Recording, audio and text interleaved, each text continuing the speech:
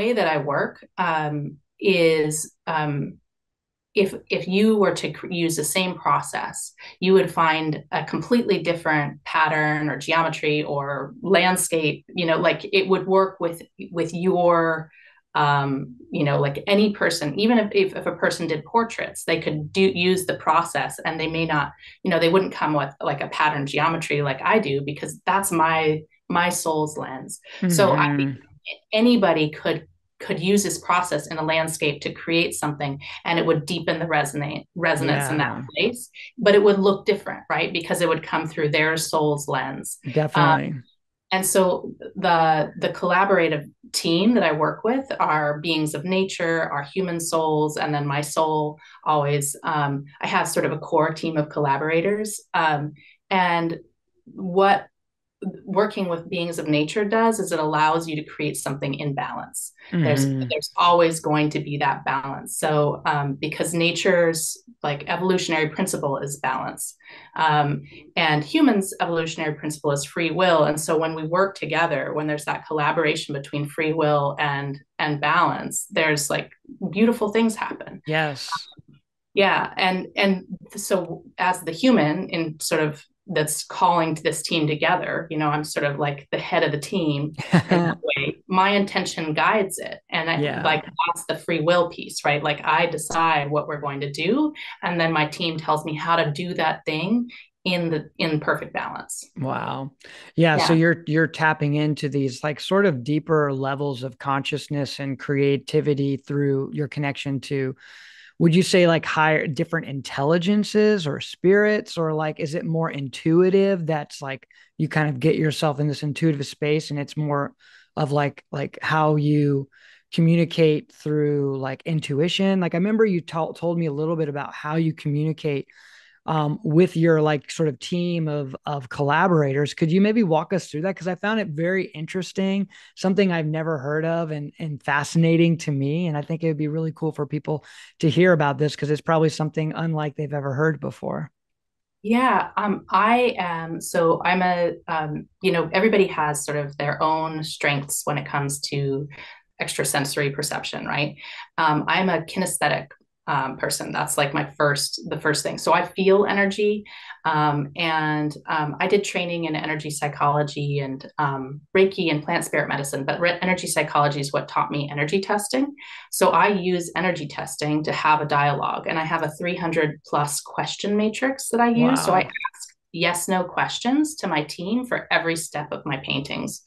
So you were talking about transcendental connection to spirit, and yes, I like connect to spirit. Like my team is, I connect to them. I don't see them or hear them, but I feel them. And then Hmm. so I ask to connect, I feel the connection, and then I ask them yes no questions. So this looks like this. It could be a number of ways. I'm testing an energy field. I'm testing Yeah. my energy field, and my energy field is connected to their energy fields. Everything has an energy field. So Yes. when I paint on a rock, I ask that rock's permission, and I'm connecting with that rock's energy field, and the rock gives me permission, or sometimes doesn't give me permission to paint on it. Hmm.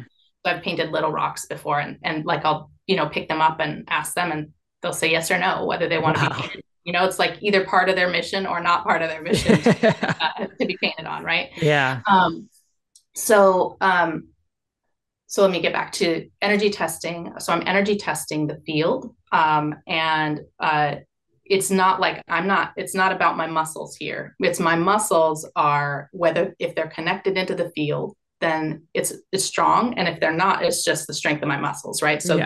this is a yes. That's when the extra energy is flowing through my fingers. I can't break through that loop no matter how hard I push on it. It's not Wow. about my muscles. And this is a no. I can't hold that loop no matter how hard I try, right? Interesting. So Wow. I ask a series of yes no questions about like everything from the density of the paint to the shape to the size to how it's filled. Yeah, really every aspect. And sometimes the question don't yield an answer. Like the answer is not on my list of 300. I have 300 plus questions.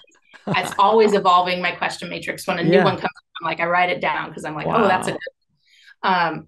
But yeah, sometimes it's not on the list. So then I need to use my other deeper sort of extrasensory perception. I have to use intuition. Mm-hmm. I use sort of meditative states and like inner vision. So I will sometimes see things. And sometimes even before I start energy testing, I'll see something and then I'll ask, like, is it this? And they're like, oh, it's like almost, or like Mm-hmm. the team helps me get the information in exactly the right timing so that my conscious mind can like put it together, if that makes Wow. sense. They're No, really good indicators. it does make sense. I think for some people it might make more sense than others because of experience, right? Like when you have experience of like being in connection with like different kinds of energy, like you can feel sometimes the incredible power in them, but sometimes it can be very subtle as well. I think that's really interesting. How did you begin that process of collaboration? Like, how did you discover your connection to these different sort of collaborators in your creative process? Like, when did that part of your process begin? It was a multi-step process Yeah, I over can many. imagine. Yeah. So I started studying energy psychology. That's the foundation of it in 2001, and learned how to collaborate with my soul and with another person's soul to guide a healing process Mm-hmm. using energy testing. So we were navigating at the depth of the soul, like asking kind of like, what is the soul, what's the highest priority for this soul in order for this human to heal, right? Like the Mm-hmm. human had a healing intention. They came in with their intention. And then I was the guide and I asked, is this the most important thing for this person to work on, what they think they need to work on, or is there something that's foundational to this that needs to be worked on? So Yeah. already looking at those deeper levels, and then working to transform trauma through subtle interventions. Sometimes it was drawing, sometimes it was singing, sometimes it was tapping on the ends of energy meridians. There was a Wow. whole, again, a matrix. So I had that my teacher, Andrew Hahn, who does guided self-healing, he had this question matrix. So that was already like established in my consciousness as a way Cool. of working, right? So studied that for I did 2 years, and then like another year of practice. So it was well established. I was using energy testing all the time to communicate with at the soul level. Mm-hmm. Um, and then I went to graduate school for social work, actually, and as a grounding practice in my art. In art, and to keep myself drawing, I committed myself to doing a daily drawing. This was in 2007, January Wow. 2007. I was like, I'm going to do a daily drawing for as a meditation for peace, and just a little drawing in a single color of ink, bright I love colors. that. Wow. Yeah. And they were little mandalas. And so I started doing that. And I got bored like with what I was creating out of my conscious mind. Around, I don't know, maybe a month, 2 months, 3 months. I'm not actually sure when it Mm-hmm. happened at this point. But I got bored with what I was creating. I felt like I was sort of decorating. I always knew that I wanted to be creating, and I've been obsessed with pattern and geometries all my life, but had been really making them in these sort of mandala forms for a few years at that point. And I felt like I was sort of decorating things or like coming up with the same forms over and over. And so I was like, I already know how to talk to my soul using energy testing. Why don't I just ask my soul how to make this drawing? Like I'm going to do a year of these. I'm getting bored Bing. already. Yeah. And so, wow, when I did, I was just blown away. Like all of a sudden, I was able to get to the depth, right? That was like I knew that pattern and geometry held universal truth and could. Yes.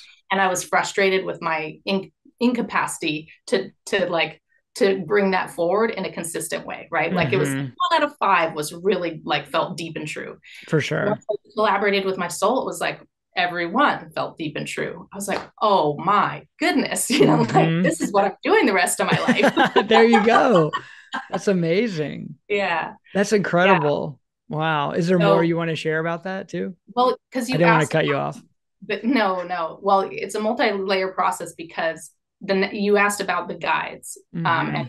how I knew to connect to them. So I was just working with my soul for a number of years, from like 2007 to 2013, and I started my like pieces on the ground and really like so that I paint those in clay slip outside. And I Mm-hmm. was thinking about that as like being in tune with the energy of the place and being an offering to the place and healing in that way. So I started, I was already starting to work with intention in that way. But then I read the works of Michelle Smallwright, who is not an artist. She's a nature collaborator, and she has this process called a coning.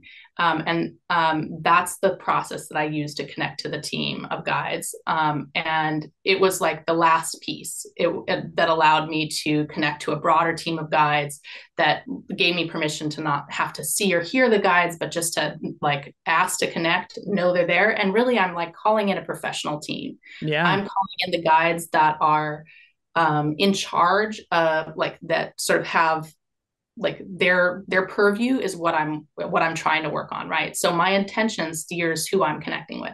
I have a Yeah. core team of guides that I always work with because they work with pattern and geometry. I work with the overlighting data of healing because all my patterns are healing. Mm-hmm. So yeah, so there's core guides that are always on my team, and then when I do a specific piece, I also call in other guides that are experts in that area. I don't Wow. have to know them or have a personal relationship. I just trust. I like I'll energy test to get the right, phrasing for it, but I Mm-hmm. just trust like they're there. They want to work with me because I'm doing this work, and we go. So Wow. yeah.